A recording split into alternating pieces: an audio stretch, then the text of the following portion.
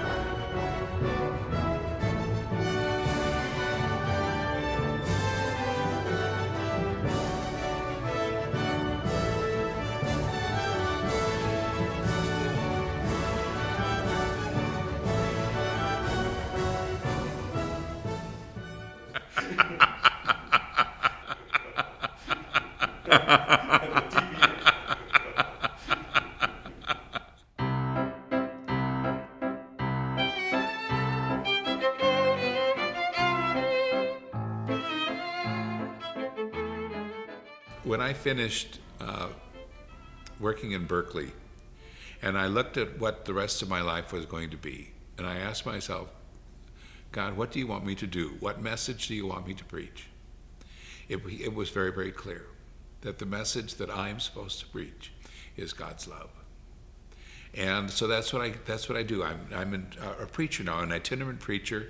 I go out to parishes and do parish renewals, and I do some retreat work, especially among priests, to really try to get people excited, and not only about God's love, but of God's need for each and every one of us to do our part, to play our part in the world, so that this world can be a better place, and so that we can leave it a richer place than where we found it. My name is Bill or William Cieslak. Cieslak, but in Polish, if you're Polish, you would look at the spelling and you'd say that's Cieslak. So I have to be careful when I go to Detroit. They say Cieslak, and everywhere else it's Cieslak. I was born just down the road here in East Chicago, Indiana, which is just across the border. So it was I guess I haven't come very far in a certain sense. And I have a twin brother who unfortunately is older than I am, and he's never let me forget it. We are thankfully fraternal. Yes, we never dressed alike if we could help it, and we definitely don't think alike. He is very happily married and actually retired. My sister-in-law's retired, my brother's retired, my sister's retired, my other brother-in-law's retired. And here I am working. I don't understand. He was in management for Motorola, and so he ran the plant up in Bothell, Washington for a while, and then And then when the first grandchild was born back in Evanston, Illinois, Katie said, what are we doing out here, because our grandson is back there. So he applied for a transfer and moved out of the division into another one. But so I went there. I went to a Catholic grade school. We had an excellent education from the sisters.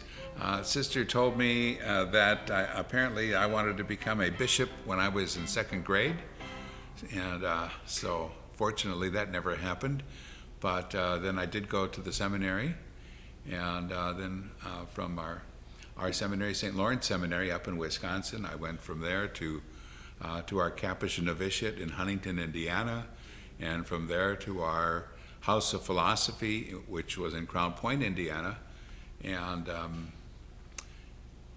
from there I was invited to study outside the province and pick a school.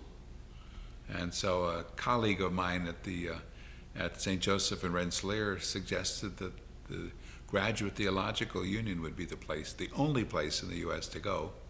And he pulled off a catalog and gave me the catalog, and I opened it up, and there was the Franciscan School of Theology. So I wrote, and Ken Osborne answered my letter and said, come. And so I hopped on a train and arrived at the Franciscan School, and the rest is history.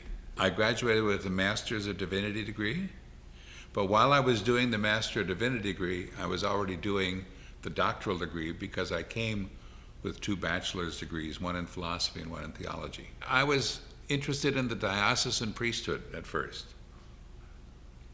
because my pastor was just a wonderfully holy priest, and he sort of inspired me, to want to become a priest. And so I actually studied for the Diocese of Gary, Indiana.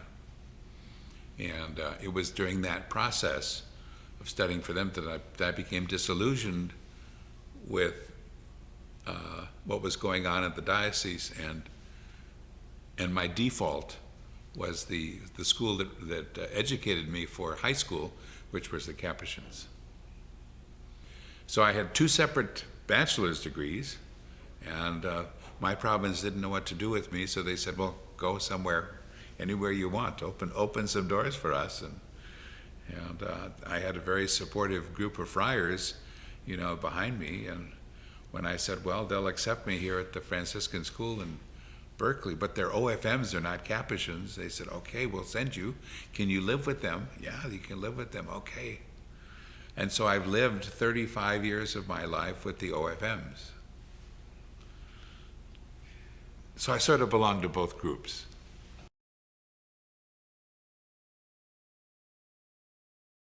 This is a student house, the house that I live in. This is where our students, after they are professed, they come and they finish up their studies. If they're still in college, they finish up their college studies, and then if they want to become ordained priests, and they have to go to the Catholic Theological Union here in Chicago for that. But they keep me young. The real joy is fraternity life. I mean, this way of life is lived not independently, like a diocesan priesthood, would live independent, but this is lived in a community of people. And for me, one of the real joys of this kind of life is living in community. And secondly, the spirituality of the Franciscan way of life is just so appealing and so fulfilling.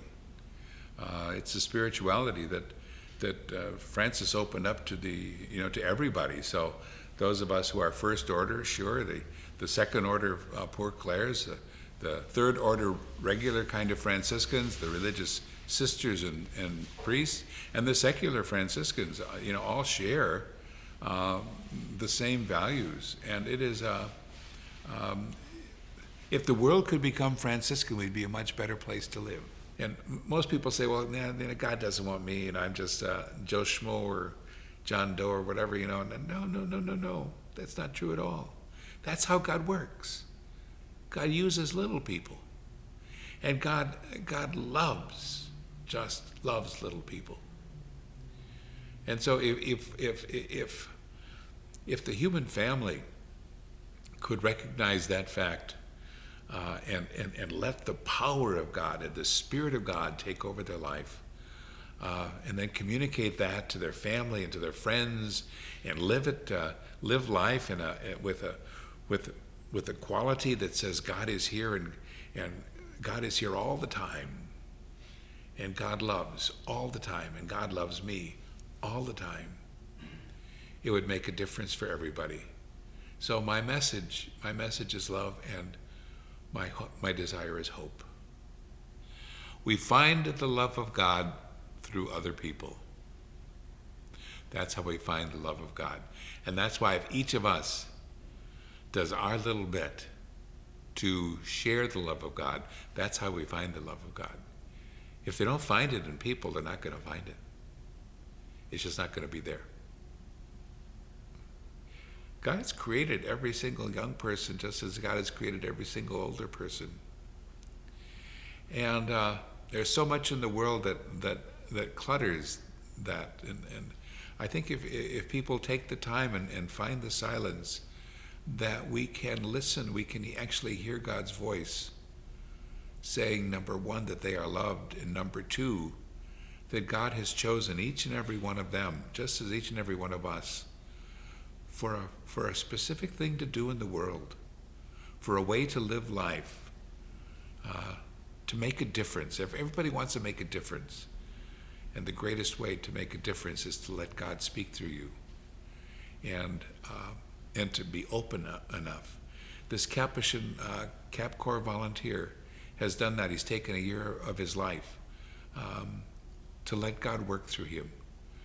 And so there's work for younger people. There's a place for younger people. Younger people have energy and a way of looking at things that the church vitally needs, and that God needs, and God is pursuing them. And if they could open themselves up a little bit and say, okay, God, what do you want me to do? Then any way of living in the world would be a fresh way and a hopeful way for other people. If young people did that, I'd be really happy.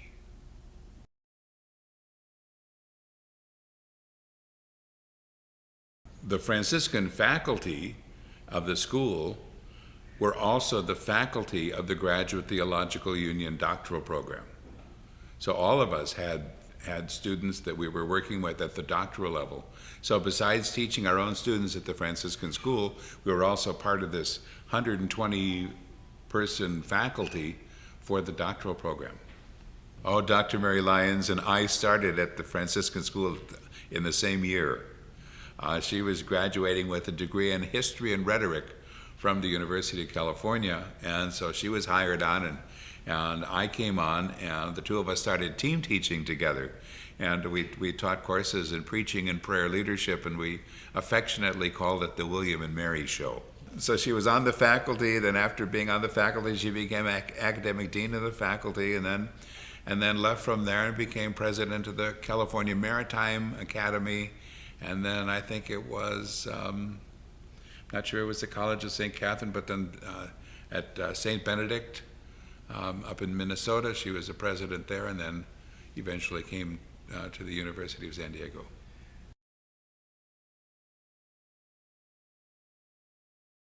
Our affiliation with the Graduate Theological Union is no more, but our affiliation now at the University of San Diego is just beginning, and we hope that some good things will happen from that relationship. I think that we're off to a really good start. I was just down there a couple of months ago. I went to visit, and Father Joe took me around the campus. I think that the number of students down that way, I think that the related fields of expertise that the university has match some of our theological expertise, and so somebody can get a degree in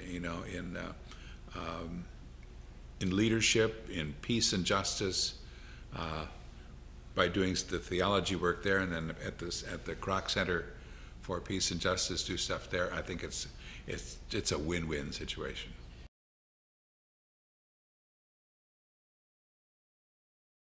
I think we had a tremendous sense of community among the faculty and the students that was not present anywhere else. I think that our faculty brought a sense of joy to the faculty of the other schools of the consortium, and they admitted that, they recognized that. Students from our school would come and they would say, it's really different being in a classroom that is taught at the Franciscan school than it is at any of the other Catholic schools in the Union. And the difference was joy. So we loved to party. We loved to have a good time. And that made a huge difference. I remember when our German, we had students who come from Germany and Switzerland for a year of studies after they finish their gymnasium, and it's called their Auslandjahr. And so they come, and they came to us and came to our school, and I remember how difficult these German students found when they came into the classroom and we said, "My name is Bill." And the German student said, "Doctor?" And I said, "No, just Bill." "Dr. Vater? Dr. Vater Professor?" "No, just Bill." They couldn't get it out because you never addressed a faculty member without a title. The way that we prayed, every Thursday we had our common liturgy, and it was so fulfilling. And then when the students left for graduation, every graduation is sort of like a major birthing process, because these students would then leave and go into the world and do good. And that was why we were there.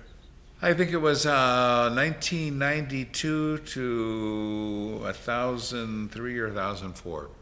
Yeah, it was 12 years. And I had looked at the charts, and I figured that you begin to lose effectiveness around the 12th year. Everything there's a lot of creative energy that goes, and then all of a sudden you turn a point, and pretty much it's. And so I figured, no, that's enough. So I gave them a 3-year notice when it was time to leave. Father Mario De Chico replaced me, and I had actually brought him into the operation as a development director a couple years before that, so I knew of him, and he had several doctoral degrees. And so when I left, he applied for the position, and they hired him. And he is back at St. Peter's here, just down the street. Yeah. Although he doesn't stay there very much because he loves to lead pilgrimages.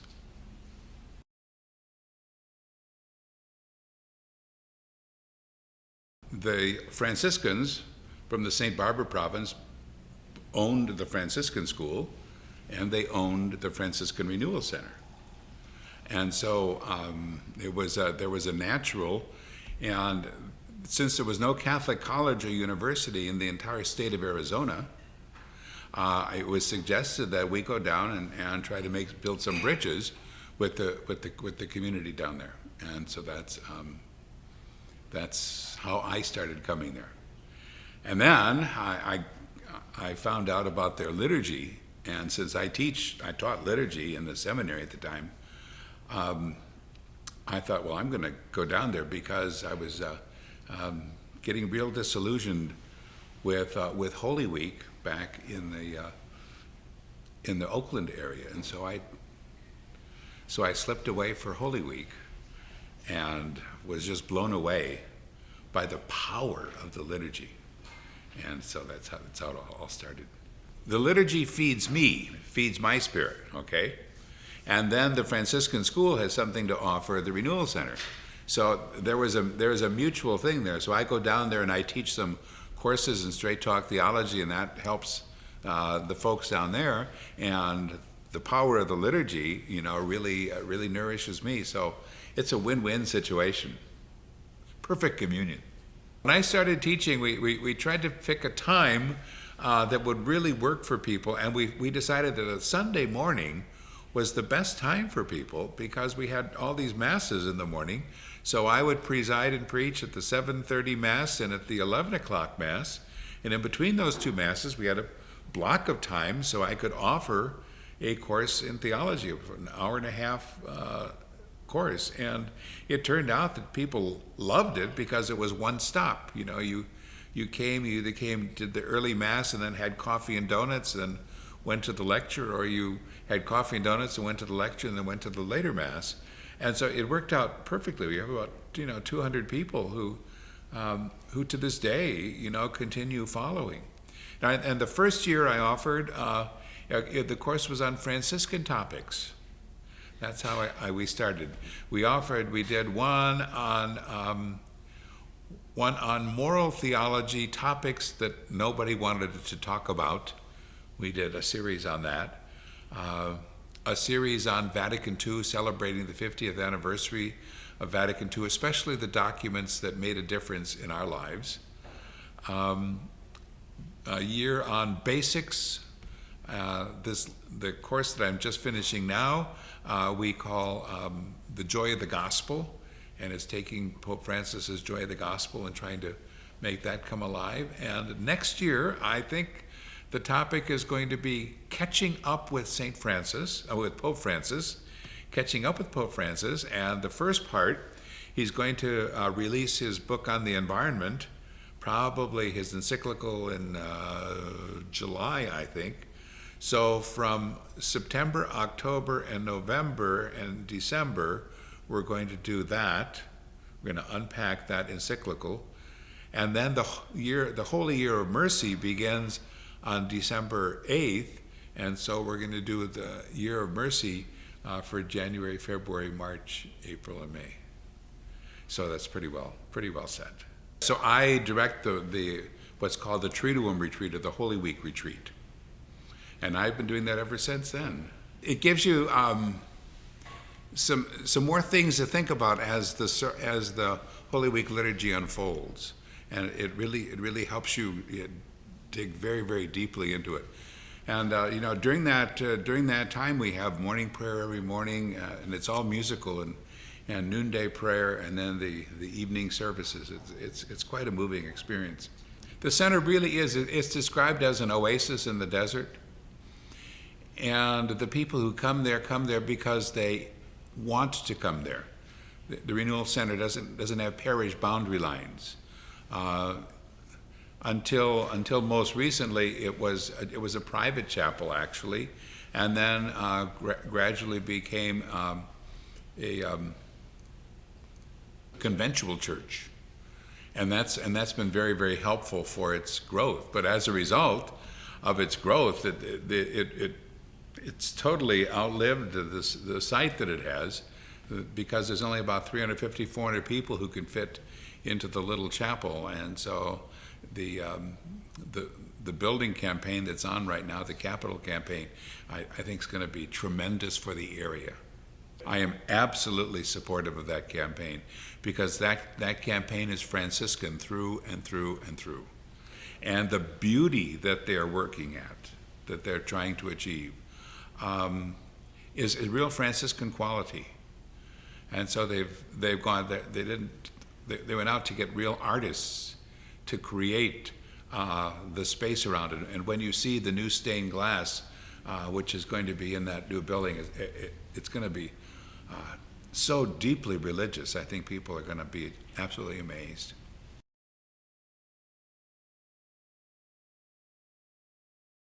Well, the Latino community is part of, actually, the central part of our parish, St. Clara Montefalco, which is on 55th Street, just south of us. And some of our friars there minister, especially friars who were stationed in Nicaragua, have come back up and they minister there. So we have a group there. We also have some friars from Peru, a Capuchin from Peru, who is studying his master's degree in Scripture, and he'll be going back, and we've been supporting him and that ministry, and so we have close ties with the friars of Peru. But we don't have many Latino friars in our community, but we're always looking. So watch out there.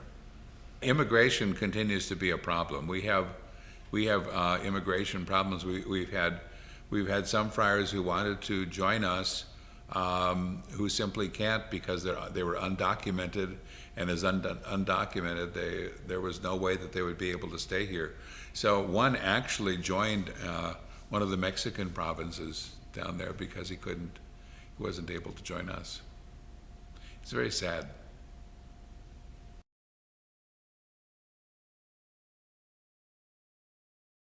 The largest theological issue that I'm involved with is still liturgical. I mean, that is my heart and my love. And so to recognize that good liturgy is not focused on rubrics, but good liturgy is focused on a deep familiarity with the religious symbolism that is going on in the worship, and with the power of God, the sacramental power of God being manifest through the community. And that's through the way that people pray, and not simply that people pray. So that's the largest part. And the second is preaching. You know, I recognize that that preaching is just so significant. I do want to tell you a story at this point. So I was teaching in Berkeley, and I was coming home back to Chicago for a visit.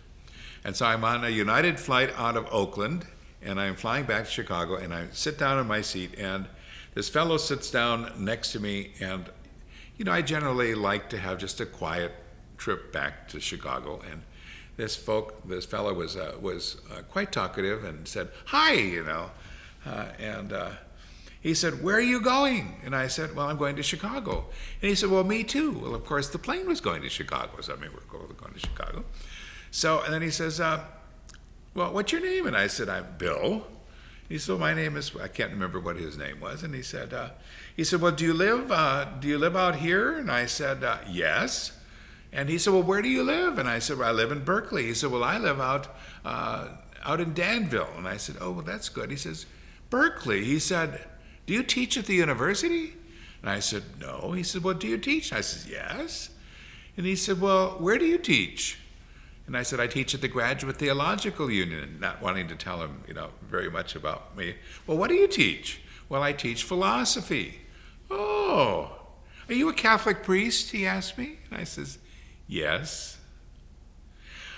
"Oh, Father, I've always wanted to sit next to a Catholic priest." And I'm going to myself, "Oy vey, what is coming up?" And so he said, he says, "I belong to St. Isidore Parish out in Danville." And I said, "I'm very familiar with your parish. That parish happens to be the wealthiest parish in the Diocese of Oakland, with all of anybody who's anybody. And the big issue out there is a school for your children, because that school was recognized for its excellence. But to get in that school, you had to be a parishioner for at least 2 to 3 years before you wanted your child to go to that school. So I knew the stuff going on there. And he said, he said, "I figure that about 8,000 people come through that church every Sunday." And I said, "Yeah, I think you're right." And he said, he says, the way I look at it, he says, I go to Mass every Sunday, and he says, he says, "I could do any of that kind of stuff you guys do up there. The only thing that's different about every Sunday is the little homily part." And I said, "Okay," not quite knowing what he's going to say. And he said, "I'm in sales, Father." He said, "If I had the opportunity to have 8,000 people listen to me for 7 minutes, do you know how hard I would prepare? Why don't you guys seem to care?" And I thought to myself, you're right. after taking the knife out of my heart. I said, "You're right." I said, "And I will tell you this, that every time I give a talk on preaching to priests, I will tell this story." And so I just came back from Petoskey up in Michigan, and I was giving a retreat for a priest from the diocese of Gaylord, Michigan. And I told this story just 2 days ago. We were talking about the homily.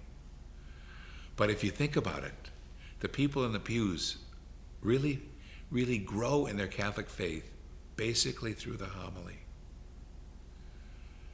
And so that's why preaching is just so very, very important to me. And that's why for Pope Francis in Joy of the Gospel, he's got 20 pages on preaching for priests. And you go, wow, this is great. But you know, when I was preaching in the seminary, and it's also we have, most of our students were lay students. We taught preaching to women, and do you know what? The women that we had in class did a great job. The church is missing a tremendous gift by limiting the Sunday preaching just to men. It could be done any way the Pope wants to do it. He can simply say that for various occasions, women's preaching, it wouldn't have to be called a homily if they didn't want to use that word homily, but women's preaching could be allowed for various circumstances. We already sort of say it in the Directory for Masses with Children, which is a document that talks about the role of children in liturgy, and whenever children are present, the liturgy has to accommodate the children. So we've already sort of suggested that women could give these instructions and narratives, especially for the sake of the children. So there is an opening, but it's not often used. It's more used away from diocesan centers. So the further you get away from the sea city, the more some things happen. I am convinced, unfortunately, that many Catholics, their understanding of God is really quite negative and quite disturbing, because they have blown out of proportion the God that they heard of in the Old Testament, a God who judges, a God who takes sides, a God who gets even, a God who tests and plays around with human beings, like Tobit, to test to see how Tobit is going to respond. Those are not helpful because they leave Catholics with a sense of fear, the fear of dying, the fear of judgment, the fear of all kinds of things, and so they're living in constant fear. And I think they misinterpret the role of God in the presence of God.